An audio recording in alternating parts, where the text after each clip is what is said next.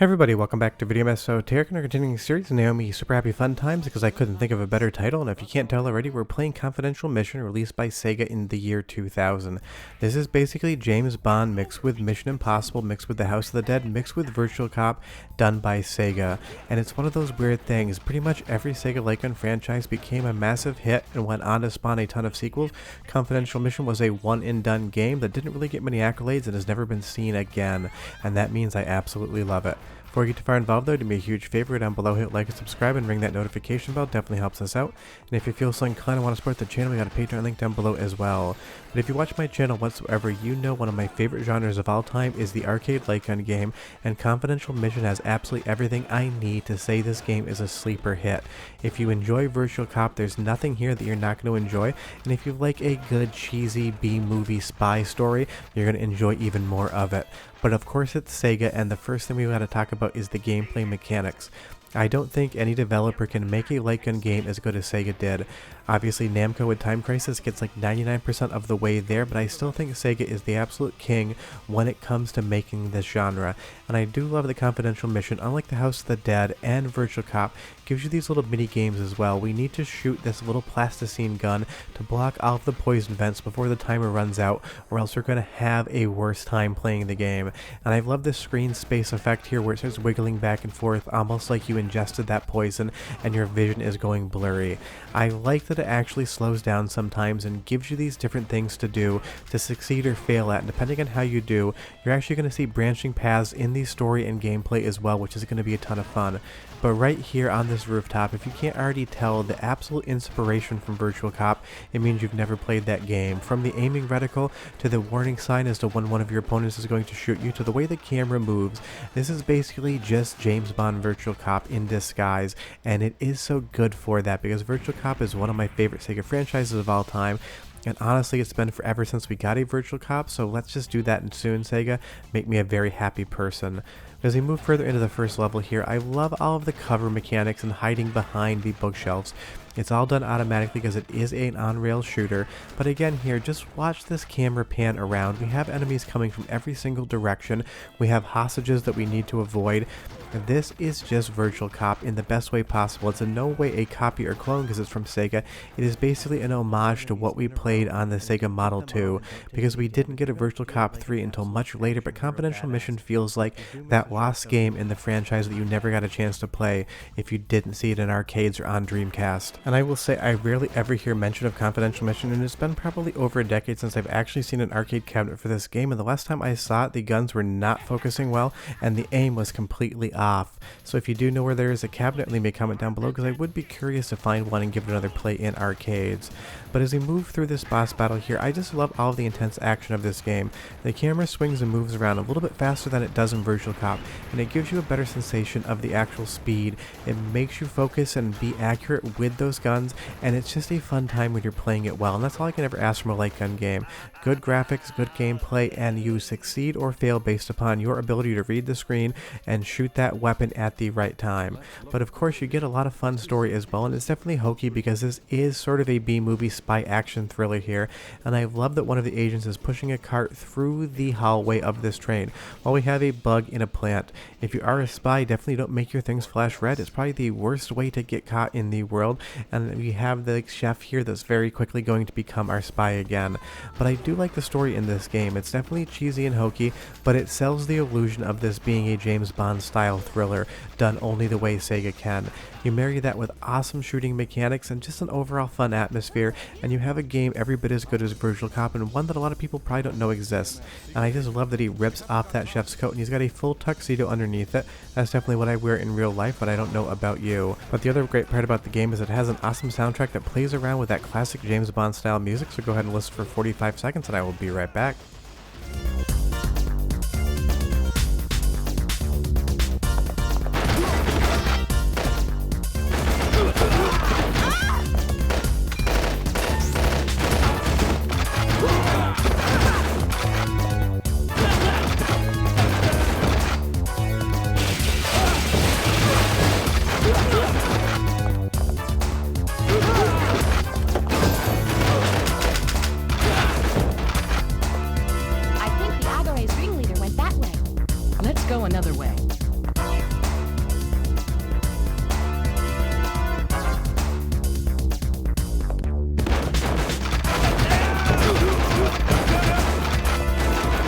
Now, I'm not going to say that that's good voice acting, but it's better voice acting than you get in the House of the Dead, so Sega definitely tried a little bit harder here, but it would not be a Sega arcade game if the voice acting didn't sound like it was read by an AI robot developed in the year 1999.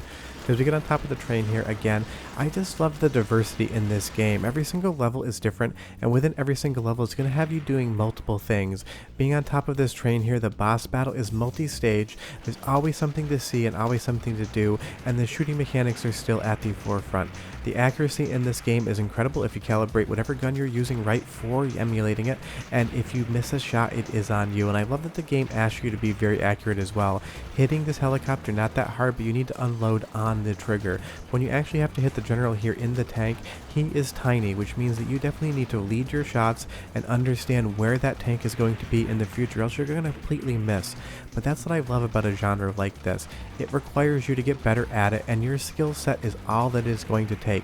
If you play this game and you start to memorize it, you're going to start getting 1cc's on it relatively quickly, and I do like that because I'm never going to get a 1cc on a bullet hell shmup no matter how hard I try.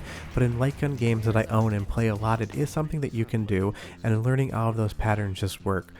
Well, now that we move on to the third mission here, of course there is a secret villain lair in the middle of the ocean on an island. It would not be a James Bond inspired game if that wasn't the fact. But it seems like they need to secure their base a little bit more because they give you a slide into the main fortress. That is definitely not good. Sure, they just put guns in here to try to attack you, but maybe if they just welded that hatch shut, it would have been a lot better. And I'm not sure who the architect for this secret base was, but you'll see here as enemies start sliding in, I think this is just a McDonald's play place in disguise. They bought an old McDonald's and turned it into their own fortress. And all jokes aside, it's just a very weird thing, but it is a video game, so maybe I'm overthinking it. Leave me a comment down below and tell me what you think. But again, as we move further into the game, I just enjoy this so immensely. I do have a copy on Dreamcast, and it is available on my Naomi netboot, and I do play this probably once a year on my PVM with my original Sega light gun. It is just a fun time, and of course if you bring a friend and a second light gun around, you're going to have that two-player action, which is going to make the game relatively easier because one of you can focus on the left side of the screen and one of you can focus on the right. But honestly, it is a ton of fun as well. I will just hook up two light guns and use two hands and dual wield the entire time. Also a very fun way to play the game. But however you decide to play Confidential Mission, definitely make sure you do if you haven't before. It is one of those Sega games that still perplexes me as to why it's not more popular. This is just as good as Virtua Cop ever was, but no one ever seems to know it actually is a game that exists, and I'm not sure if it just didn't take off in arcades because there was a market proliferation of light gun games at that point in time, or it just wasn't what people wanted. They wanted a new House of the Dead. It confuses me, but I'm here to tell you, you definitely have to check it out. And it does get much harder as the game goes on. You'll see here we did get a laser sight though, which is definitely going to improve your accuracy. There's different weapons in the game. You can shoot grenades out of the air to explode enemies, and you can even get body armor in certain areas that are going to allow you to take a shot without losing your health. But it is a very fair game. It's not going to beat you up. It's not going to steal your credits. It's going to give you the best chance of success, and you're going to live or die, pun very much intended, based upon your accuracy within the game itself. I'm going to give you one more sample of the voice acting and music because I absolutely do love it, and I'll come back and tell you a little more about the game.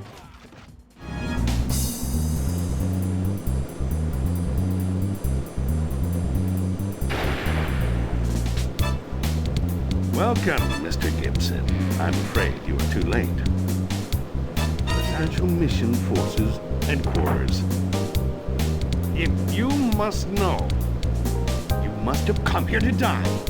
Classic villain lines, and I absolutely love this suit he wears. It looks like it's comprised out of 100 different small LCD screens. It does not protect him whatsoever because if you shoot him he takes damage, and if it's supposed to be a camouflaging device, he's not wearing it right because only later on in the fight does he actually activate it. So it's just a hilarious thing that I've always wondered about, but it just looks so ridiculous, like it's something out of Lawnmower Man. And in the last stage of the fight, he's going to be invisible. Only smoke and that sword are going to allow you to see where the boss actually is. But I think it's a really fun mechanic as he dives in and out. It gives you one last chance at the testing of your own accuracy. Now this isn't a very long game. About 28 minutes later from starting you're going to be seeing the credits roll, but that's what I love about these type of games. Not everyone has 8 hours a day to sit down and play a very long video game, but sometimes you just want to be entertained for 30 minutes and move on. Confidential Mission 100% has you covered. The only thing I don't like about this game is just because today I was not successful, is that it's going to give you that one last challenge shot to see the good ending. The villain is going to escape here on a submarine, and you're going to be able to take over a satellite with a laser laser, and you need to pull the trigger on this at the exact right time. If you do it correctly, you're going to get the good ending. If you do it bad, you're going to die. It's the same thing with the original Silent Scope, and while I do like the mechanic, I don't like it when I fail, and I swear I had my accuracy on this relatively good here. I pull the trigger right there, but I just move my wrist at the wrong time, and I fail and get the bad ending. But good ending or bad ending, definitely check out Confidential Mission. It is still one of my favorite Sega arcade light gun games of all time, and it's a game that definitely deserves more love. It's James Bond meets House of the Dead, and you can't go wrong with that. I'll see you next time. Bye bye.